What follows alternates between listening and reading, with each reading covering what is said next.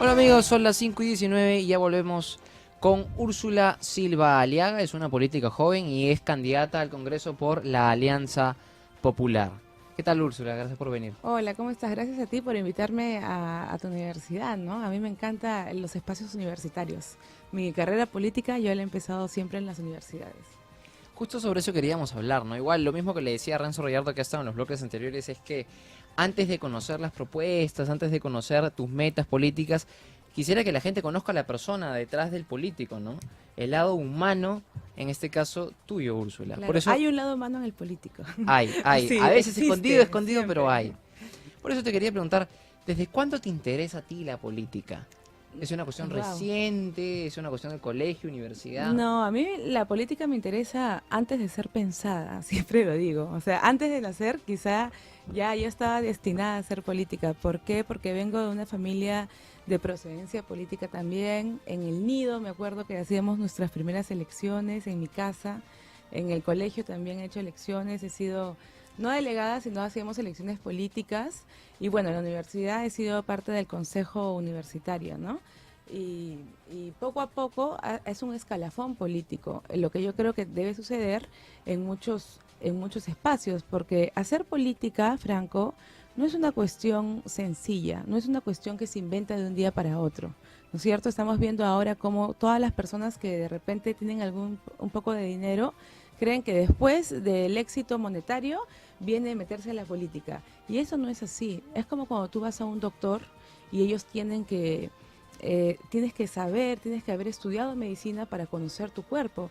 Igual es en el caso de un político o de un gestor público. Tú tienes que conocer la política desde los inicios y tienes que conocer el Estado, ¿no es cierto? Los ministerios, el legislativo, las OPS, etcétera. Entonces, yo me he venido preparando y creo que esa es la correcta preparación que tiene que hacer un joven desde hace mucho tiempo, desde el colegio y doctrinariamente y además en la cancha, ¿no? En la acción política también. Claro, tú eres una joven abogada, más o menos para que la gente vaya conociendo tu perfil. ¿Has seguido estudios de posgrado? Si es así, Sí, sí, yo soy abogada especializada en gestión pública. He tenido una maestría de gestión pública y bueno, algunos cursos en el extranjero también, ¿no? Sobre políticas internacionales, ¿no? Y esas cosas. tú eres aprista, ¿qué cosa te atrajo del Partido de la Estrella? Porque en realidad, digamos, el Perú no es como otros países que es bipartista, o sea, o eres de uno o eres de otro, o eres demócrata o republicano en Estados Unidos, sino acá en Bueno, el Perú lo que abundan son partidos. Pero ¿qué fue lo que te atrajo del APRA? aquí en el Perú hay apristas y hay antiapristas. Esa es la división, ¿no? Pero yo creo que nosotros debemos acabar con los odios, ¿no? Eso es lo principio. Lo que me trajo del APRA fue que desde de la universidad yo estudiaba mucho la doctrina de pan con libertad, como lo decía ya de la Torre, y digamos, las ideas renovadoras de impulso sobre la libertad de las personas. Entonces, el APRA lo que propone como idea esencial es el ser humano debe ser libre de pensamiento, ¿no es cierto?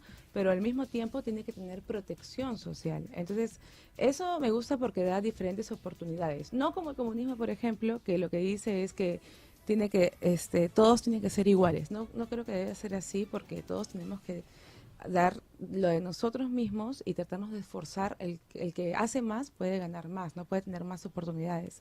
Entonces, la doctrina prisa resalta eso muy importante, ¿no? Claro, porque al final si todos tenemos que ser igual, en realidad la igualdad vista de esa manera es bien injusto, porque si todos vamos a ser iguales, ¿de qué me esfuerzo Claro, yo? ¿Por qué me quemo las pestañas? ¿Por qué trabajo más? así Si al final es. voy a ganar Y lo mismo. además es un sistema que ha fracasado en nuestro propio país, ha fracasado, vemos como Cuba ahorita está otra vez entrando a ese sistema, ¿no es cierto?, mal llamado capitalista, ¿no?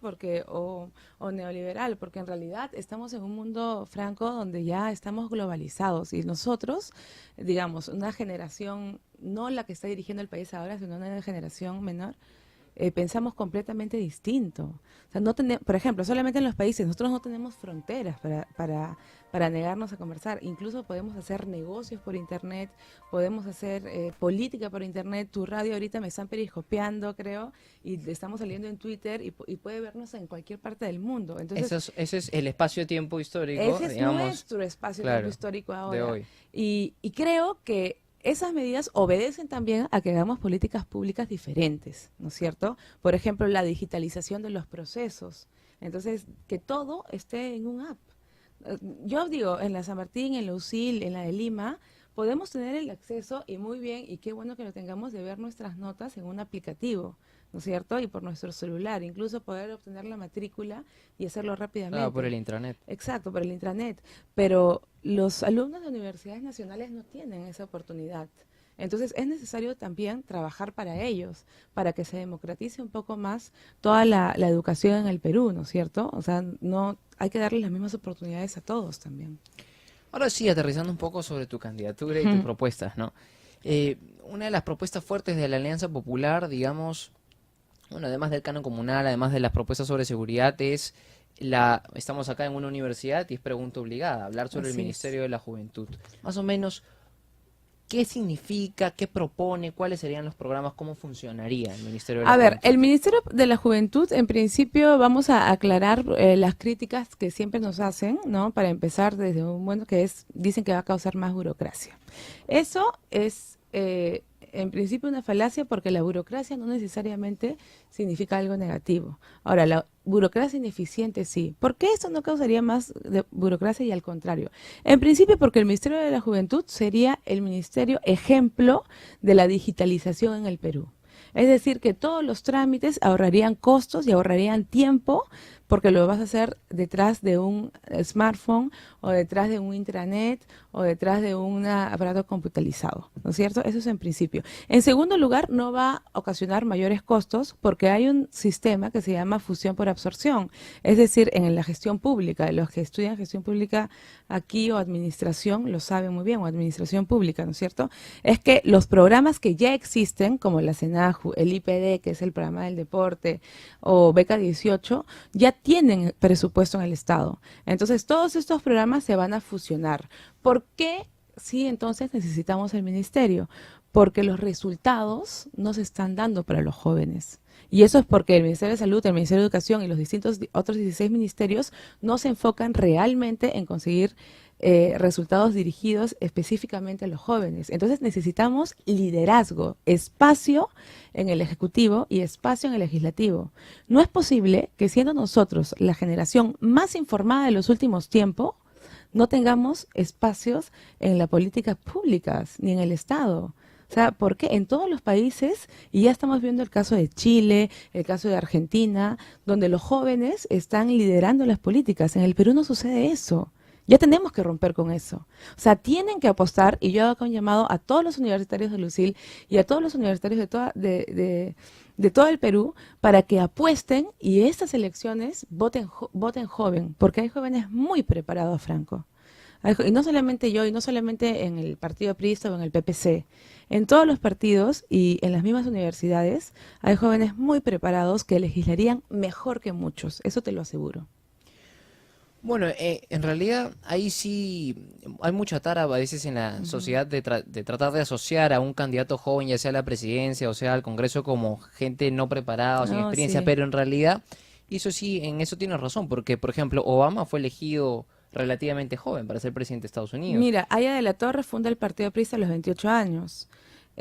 Watson y Crick ganaron un premio Nobel a los 24 años. Mark Zuckerberg hace el Facebook a los 20 años, me parece. Bill Gates igual. O sea, estamos hablando de una generación que ha roto esquemas completamente porque tenemos el acceso al conocimiento a través del Internet. Y el acceso al conocimiento no es cualquier cosa. Ya no tienes que, digamos, estar 10 horas buscando en una biblioteca la información. Lo puedes encontrar con un clic. Y ese es nuestro potencial. Entonces hay que saber usarlo, pero también las personas más adultas tienen que respetarnos, porque no se respeta al joven al Perú. Esto de la ley Pulpín, fuera de que pueda haber sido de las opiniones encontradas, ¿no? Si favorable o negativa, ha sido una falta de respeto porque incluso el presidente dijo, tienen que pagar derecho de piso. ¿Perdón? O sea, ¿qué derecho de piso estás hablando? Los jóvenes y los practicantes y que me Yo soy digan los practicantes practicante. que están acá son los que más chambean, ¿ah? Y son los que estudian, se levantan, O sea, digamos, y no solamente chambean, tributan también. claro, Entonces, en eso es verdad, porque yo, por ejemplo, he hecho mis prácticas y yo salía, yo tenía clases para empezar acá en Lucil, tenía clases a partir de las 7 de la mañana, salía de mi casa a las seis y exacto. quince, tenía clases 7 a 9, trabajaba de 10 a 6 regresaba de Indecopi con el tráfico acá y tenía clases 7 a 11 y llegaba a mi casa 11:30. Y eso también me ha pasado a mí, y eso te aseguro que le pasa al 80% de los estudiantes del UCIL. O sea, eso te lo aseguro. Y que nos digan encima que te van a quitar tus vacaciones y que también te van a quitar tu CTS, o sea, no, no, pues, o sea, es una falta de respeto fuerte. Entonces, para eso, y te cuento la propuesta que nosotros estamos haciendo. En vez de quitarte tus derechos laborales, vamos a darle incentivos a través del Ministerio de la Juventud y el Deporte, incentivos tributarios a las empresas para que le den su primera chamba a los jóvenes. Es decir, cuando la empresa contrate a una persona joven, a esa empresa se le va a dar un incentivo por esa contratación. ¿Por qué? Porque siempre cuando nosotros queremos el primer trabajo te piden una experiencia de por lo menos 10 años. Y tú dices, pero entonces, ¿cómo voy Claro, a pues tu conseguir mi primera primer chamba. trabajo, no? Entonces, no, entonces te pago solamente un mínimo por un par de horas. Entonces, eso no está bien y no es justo porque nosotros trabajamos mucho más y tenemos más energía, estamos más despiertos a la hora del trabajo. Y bueno, eso es en medidas laborales, ¿no? Leyendo un poco sobre la propuesta del Ministerio de la Juventud, acá haciendo mi tarea para la entrevista, vi que había un programa y que en realidad a muchos jóvenes le interesa, ¿no? Que se llama el programa, o una de las propuestas en realidad, que era Wi-Fi para todos. Ajá.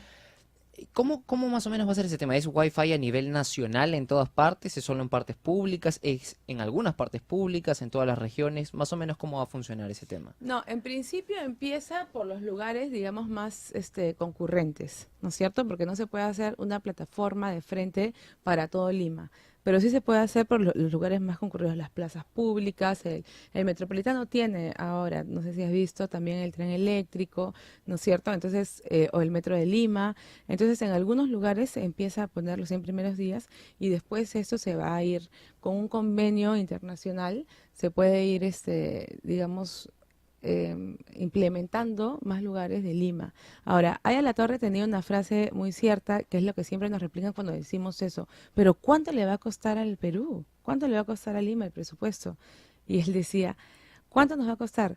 Pero ¿cuánto nos va a costar no hacerlo? Mucho más, porque es una inversión. Ahí no estamos hablando de un gasto, estamos hablando de una inversión, porque la tecnología y la comunicación hace que todos los procesos funcionen más rápido, ¿no? Incluso los procesos de traslado. O sea, uno sabe, o sea, ustedes mismos saben, todo lo que coordinas seguramente para la radio o para tus estudios o para tu trabajo, lo haces por WhatsApp. O lo haces por internet, y eso es natural, esa es la época en la que vivimos. Entonces hay que hacer políticas públicas acorde a esta época. Tú estás acá en Frecuencia UCIL, que es una radio universitaria, ¿no? Ujú, Entonces, justo hablando con Ronzo Reyardo en los bloques anteriores, le preguntaba sobre la SUNEDU, ¿no? Porque hay candidatos que están a ujú, favor, candidatos que están en contra. Él decía que, bueno, era una institución que al final había que apoyar. ujú. ¿Cuál es, como joven, tú, inclusive eres hasta profesora universitaria, Sí. yo hace poco soy universitario, entonces, ¿cuál es tu postura sobre la SUNEDU? ¿Tú crees que es muy invasiva? A ver, ¿Tú crees antes de que hablar de la SUNEDU, sirve? yo creo que debemos hablar como la universidad, que además a veces pierde, digamos, la esencia de lo que significa, que es universitas, que es el lugar de la opinión crítica. De las universidades han salido los partidos políticos tradicionales del Perú. De las universidades salen los científicos, de las universidades salen los periodistas, los mejores periodistas que existen ahora en nuestros niveles. Tú has salido también de las universidades. Entonces tiene que ser un espacio crítico y libre. Tiene que haber libertad, autonomía universitaria, es lo que dice la ley ¿Y tú crees que peruana, eso es ¿no es incompatible con la cierto? SUNEDU? No, lo que yo creo es que eso es por un lado. Y por otro lado, los alumnos lo que están reclamando es la calidad educativa. Entonces yo creo que un organismo como la ANR, que ya fue destituida, o como la SUNEDU, lo que tiene que hacer, sí, son exámenes para ver la calidad de la educación. Sin embargo, debe permitir a los alumnos tener libertad de expresión. No se puede tener, o sea, no es concebible una universidad sin opinión crítica, porque precisamente esa es su esencia. Entonces, mucho cuidado con tocar esa parte de las libertades. Ahora puede parecer, digamos, bueno, porque obviamente las universidades hemos venido cómo se venían abajo en la calidad educativa que brindaban a los alumnos. Por eso lado está bien. Pero toda ley es perfectible. Yo creo que hay que hacer una acuciosa revisión de esa ley y vamos por una tercera vía, ¿no es cierto? Ni la ANR ni la universidad, hay que hacer una tercera vía que dé libertad, pero también que refleje calidad educativa. En todo caso, tú abogarías por tratar de replantear un poco la manera como ha sido implementada. Sí, o sea, definitivamente ahora se tiene que respetar, porque yo siempre soy respetuosa del Tribunal Constitucional, ¿no? Y él ya el máximo tribunal, la máxima institución, nos ha dicho que es constitucional que se hagan los reemplazos, pero en cada universidad se está convirtiendo, digamos, en en un centro de personalismos. Ya no están todas las universidades con la misma calidad educativa. Entonces, se puede replantear, se puede, todas las leyes, Franco, son perfectibles. Y yo creo que la calidad universitaria debemos mirarla muy bien, porque no todos tenemos la suerte de haber estudiado en universidades privadas con instalaciones tan bonitas como las tenemos aquí, ¿no? Esta es una pregunta que ya es un clásico del programa, ¿no? A ver. Todos los candidatos han pasado por esa pregunta. Es, al final, tú quieres ser congresista y Así estás es. aplicando uno de los trabajos más importantes, ¿no? Del Perú, porque vas a ser una hipotética futura madre de la patria, por así decirlo, ¿no? Entonces, al final, en todas las preguntas, cuando uno hace tu entrevista de trabajo, te preguntan, ¿cuál crees tú que es tu principal debilidad y qué harías para resolverla? Mi principal debilidad es que a veces soy muy obsesiva con el trabajo y los que me conocen lo saben. Me gusta ser muy perfeccionista a veces. Entonces, yo creo que ese sería, no sé si una debilidad, pero al mismo tiempo también es, ¿no? Algo bueno porque creo que lo que a los congresistas les falta es un poco más de dedicación en su trabajo. A veces vemos que está el Congreso vacío. Es Entonces verdad, yo pues, ¿no? digo, O Dios sea, mío, ¿dónde o están? hay partido de ¿Para qué fútbol y los no hay nadie al elegimos? final, Hay claro. partido de fútbol y no hay nadie, ¿no? Entonces creo que eso sería una debilidad, pero también digamos que podría ser un input para demostrar que se puede servir al país. Ahora, yo creo mucho en la respuesta por resultados, no solamente es ir a calentar los asientos, ¿ah? O sea, ahí hay que demostrar resultados, ¿ok? Yo te digo ahora, esta es la propuesta del trabajo para los jóvenes y cuando esa propuesta se haga o no se haga, júzgame por eso, ¿no es cierto? Por ejemplo, si hay una ley que trata de vulnerar el derecho de los jóvenes, yo voy a ser la voz. Yo voy a ser la voz que la defiende, o sea, esto estoy segurísima. Y quiero que mis electores o los que me escuchen también están seguros de ellos. No va a pasar por el Congreso alguna propuesta que sea antijoven ni insultante como ha sido lo de la ley Pulpín. Ni siquiera deberían decirnos pulpines, porque es un insulto terrible para los jóvenes. Un poco ya comentando sobre la coyuntura. En la coyuntura electoral en realidad hemos visto realmente en las últimas encuestas porcentajes, algunos iguales, otros que tienen diferencias. Hemos visto, por ejemplo, a PPK que se está un poco desinflando, hemos visto a la Alianza Popular que se mantiene en un porcentaje estable, Keiko en un porcentaje estable, Acuña medio estancado y un Julio Guzmán que ha pasado de 0 punto y pico a 5% supuestamente. ¿Qué opinas Ajá. tú? ¿Qué opinión del panorama político te Bueno, merecen las yo creo que encuestas? es muy temprano para darnos, todavía sentirnos afectados o quizá, poder especular con las encuestas, ¿ah? En principio yo creo que, ¿sabes qué deberíamos hacer? Una encuesta para ver cuántos creen en las encuestas. De verdad, porque las encuestas son las más desprestigiadas. No sé si está más desprestigiado el Congreso de la República o las encuestadoras, porque la verdad es que siempre se han equivocado. Entonces, lo que yo creo, sí, es que la campaña recién va a arrancar en febrero, ¿no? Porque los candidatos recién van a empezar a ir a programas televisivos. El domingo hemos tenido el primer programa en los principales canales, digamos, netamente políticos de elecciones. Recién nos están llamando a nosotros, a los candidatos, para hacer algunos reportajes. Entonces, recién está muy fresca la campaña para adelantarnos. Y creo también que la Alianza Popular tiene mucha posibilidad de llegar al gobierno porque a pesar de todas las críticas que se hacen, de las que nosotros no somos ciegos y además hemos tomado en cuenta la voz de la gente, por ejemplo, las personas exigían una renovación en el Partido Aprista, ¿no? Decían, o sea, para votar por Alan García, renuévense, ¿no? Entonces, lo que nosotros hemos escuchado de la población y prácticamente nuestra lista es de jóvenes, un tercio de personas son personas jóvenes y muy capaces además, ¿no? Entonces, yo creo que las personas van a optar por una propuesta seria que impulse el crecimiento económico, que de 8 ha pasado a 2,5%. Eso es terrible. Y que no me digan que se deben a los commodities, ¿ah? Porque otros países y nosotros mismos hemos tenido la crisis internacional en donde todos bajaron por debajo de cero y nosotros subimos aunque sea el 1%, pero hicimos una política pública para reactivar la economía, utilizando la inversión pública. Mira, ustedes que estudian administración, ¿no? Justo estaba ahí en el otro pabellón hace un momento. No podemos nosotros recuperar la economía del Perú si no hay inversión pública e inversión privada. Y no va a haber inversión si no hay confianza. Si no hay confianza en el presidente tiene que ser un líder. Los congresistas tienen que ser líderes. Por eso tenemos que recuperar la fe en la política. Porque la economía no solamente se trata de los costos de transacción. La economía también se trata de confianza, y bien saben los economistas que estudian acá. Entonces, si una empresa privada quiere invertir en el Perú y confía en el Perú, va a venir y va a depositar el dinero acá y va a generar trabajo, va a generar empleo, por lo tanto crecimiento económico. Eso es lo que necesitamos, un líder que genere confianza. Y ese internacionalmente es Alan García.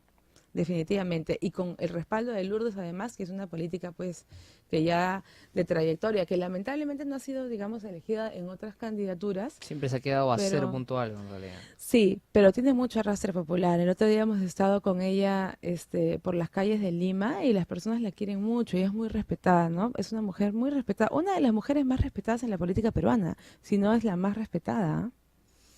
Bueno amigos, ella ha sido Úrsula Silva Aliaga, que es candidata al Congreso por Lima, en realidad por la Alianza Popular. Úrsula, tus redes sociales para que la gente te pueda seguir aquí. Sí, mi Facebook es Úrsula Silva y mi Twitter es Úrsula Perú, y ya saben que yo estoy postulando con toda la alegría, con todo el optimismo del mundo, pero también con mucha responsabilidad. Así que yo los invito a votar por el número 3, que es el 3 de la juventud, el 3 de la capacidad y el 3 de la esperanza. Y espero que tener su apoyo en esas elecciones y confiar en que la gente joven y capaz puede ir al Congreso. Bueno, eso ha sido todo el día de hoy. Hemos tenido al candidato presidencial Renzo Rayardo, a la Gracias, candidata al Congreso Úrsula Silva, y ya volvemos con mucho más entrevistas políticas la próxima semana, el martes a las 5 de la tarde. Chao.